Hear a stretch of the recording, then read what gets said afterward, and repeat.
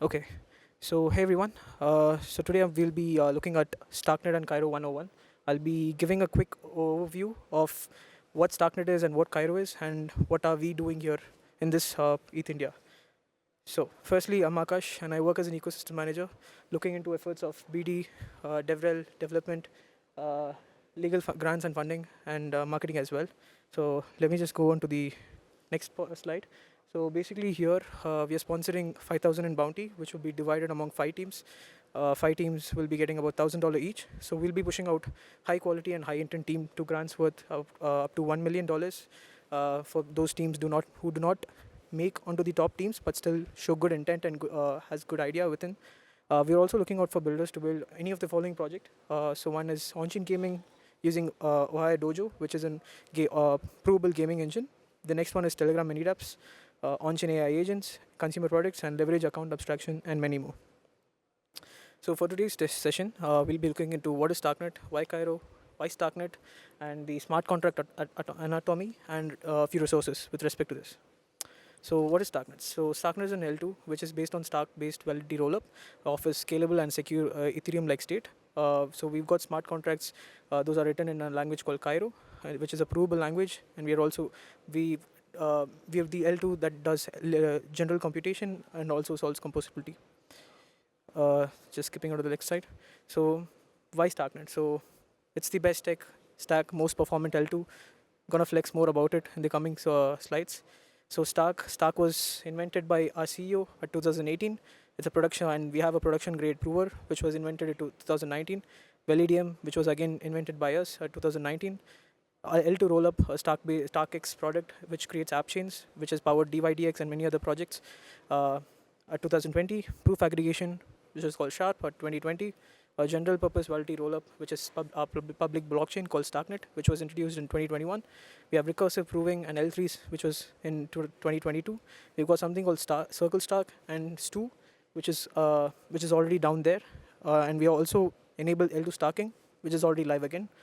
And in the next quarter, we'll be also looking on to scaling Bitcoin as well. So that's something interesting that's coming up. So right now, why Starknet? So Starknet is the highest scale L2 right now, enabling mass production. This 410 is not currently updated. The current highest TPS is about 850 plus. And we offer the lowest cost L2, which is affordable to everyone, which is around now 0.001, which is going to decrease by another 2x in the coming 3 months, and going to reduce by another 2x to 3x in the other coming 8 months. The reason is we've got Stone Prover and we've got the Stone Prover and Stu Prover. Stone Prover, while comparing Stone Prover and Stu Prover is about 20x better efficient than Stone Prover itself, and that's the reason. A bit of what is Starknet. I think I'll share this much more in the QR code itself. Since I've got just 20 minutes, I'll just flow through. So why Cairo in the first place? So Cairo is a smart contract language that's used in Starknet, which is a provable language. Now why Cairo in the first place? Just giving a real life example. For example, say that there's a scientist working on how to save fuel. So he's looking onto best launch directory, best launch window, and best trajectory to go onto a planet. And engineers create an algorithm in Rust. Now the current issue is that, for example, in order to run this particular program, the Rust program, we will need a supercomputer in order to run this particular program. It's just a hypothetical situation here. So say that the supercomputer is only available in one country, which is our rival country. I don't think anyone would trust us, right? So for example, say that your country, which you've written the program, the code, which is being executed on the supercomputer in the rival country. Now, once you've executed, you get the result. But is this result trustable? No. Supercomputer can malfunction, or rival spy agency can sabotage us as well. So what's the solution to this? So for example, say that this particular program was written in Cairo. We execute this in the supercomputer. What we get here is the result and proof. So what happens here is that the result and proof is generated, and the proof can then be verified by the scientist using the verifier in order to verify that the proof to verify that the result was right and there was no malfunction in the particular supercomputer or no spy anomaly was modified. If the execution was intentionally or unintentionally modified, the proof will be invalid, and a regular computer is also being kept super honest over here. So the 5 features of Cairo is it creates provable programs, runs on top of Cairo VM. Syntax is very similar to Rust, inspired by Rust, has a similar ownership model if everyone knows about Rust. It's strongly typed, it can be used outside of Starknet as well, and you do not know about anything with respect to ZK over here. So just reiterating, creates provable programs, proof of computation integrity, verification without re-execution. It's powerful and flexible language, prevents cheating and malfunction, and keeps a supercomputer honest as well. Now coming on to why Starknet. So everyone's aware of L1 scaling problem, right? So say that the block producer says that the new state is 42. Now what happens here is that the validators will have to, each will have to execute this particular transaction in order to verify that this particular state was 42. This is the current L1 scaling problem. But say that this was done through Starknet. So say that the new state is 42. Just as we looked into the previous example, where we got the result and the proof as well. So here we've got the state, which is the result.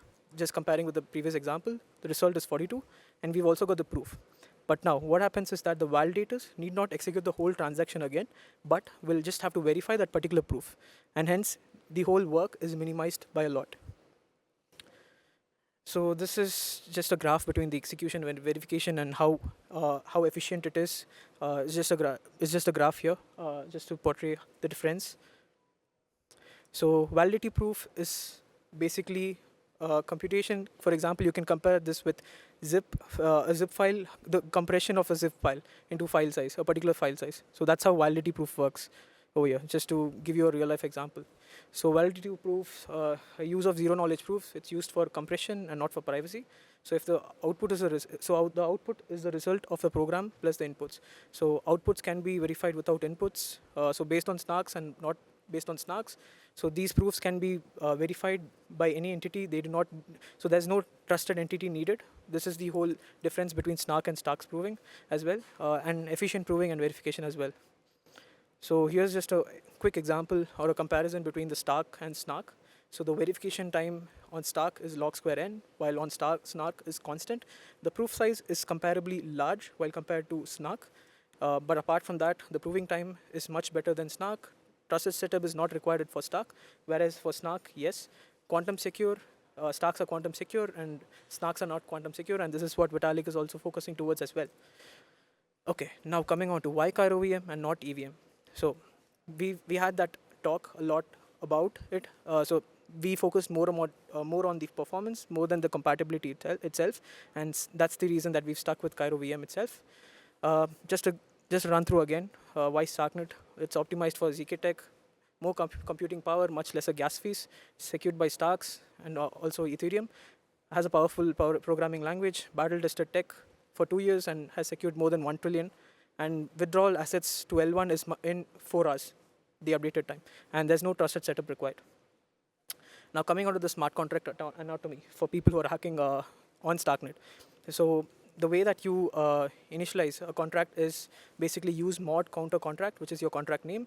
And all contracts are supposed to have a storage, and hence you use the decorator hash storage and struct storage. It's an empty storage.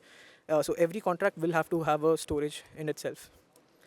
Now, a constructor. The way that a constructor, everyone knows, has been writing in Solidity. A constructor can only be called once when the contract is deployed. This is a way how you use a constructor. Here, ref self contract state is nothing but trying to access the contract state, as in like the storage of this particular contract. So that's why you say self dot counter dot write in order to write the value here. Exposing the functions to external functions. So in order to have external functions in your contract, you use a decorator called ABI embed, and hence it enables you to expose your functions. So here we have something called self and ref self. So self is only used for reading the values, whereas ref self is used for writing the values, and hence you'd see the difference. So this is known as a snapshot, and this is basically a write function. Similar to how I explained in the last one as well. Now we just say self.counter.read. We use self to access this contract state, .counter state variable, .read to read the value. And self.counter.write to write the value, accessing the contract, the state, and what action it is, and then we just increase the counter. Same goes with get counter as well. These are the interfaces similar to how it's in Solidity as well. We implement these so that uh, we get, it's just a standard way of how we could use it for integrations with other dApps as well.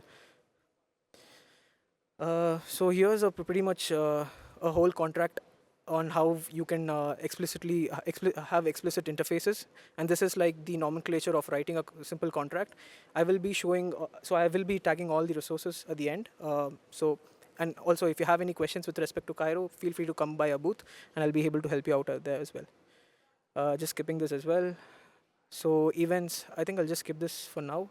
So we use dispatches for now to doing to do contract to contract call. So we use something called dispatches. So we say use super iData dispatcher in order to in order to call this particular call or interact with this particular function. We say use super iData dispatcher and dispatcher trait, and we put in the address, and then we just access the dispatcher and access this particular function in order to access the data from that particular contract. Just running through quickly. Okay, just let me just come to the resources part. So we have ASDF, we have Scarb. Scarb is like the package manager, similar to Cargo in what we have for Rust. And then we have Foundry, similar to how we have for Solidity. And we also have extensions, Cairo extensions. So we also have all the documentations with respect to Cairo, Starknet book, Starknet Foundry. Starkly is like a command, a CLI for interacting with your contracts. And we also have something similar to Solidity by example, but for Starknet, and Cairo by example as well.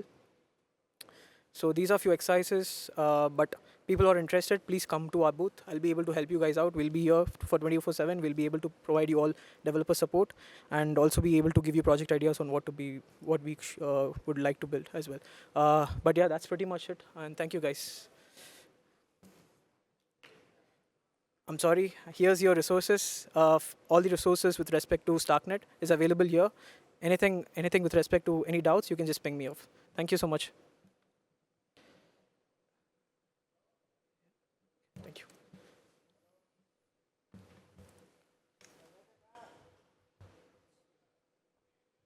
Thank you so much, Akash. Next up, we have Vaibhav from Socket to brief us about the chain abstraction for developers, powered by Socket.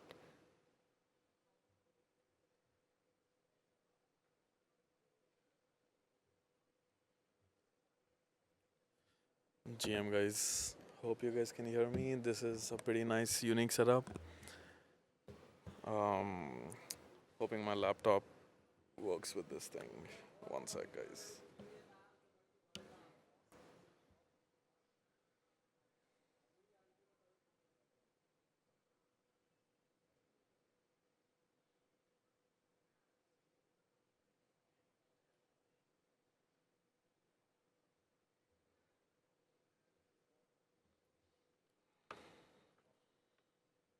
Am I connecting with the right